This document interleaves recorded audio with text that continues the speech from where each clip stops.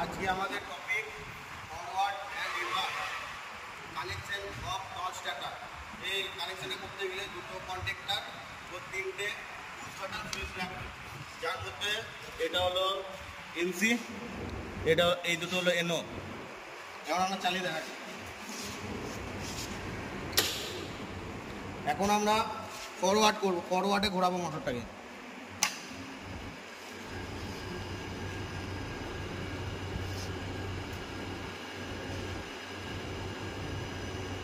ফরওয়ার্ডটাকে বন্ধ করছি এখন। এবারে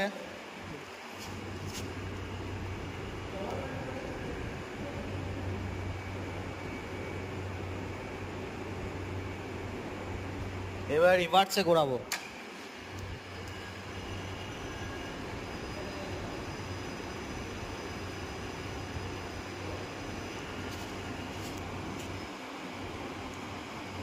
রিভার্সটা বন্ধ করলাম।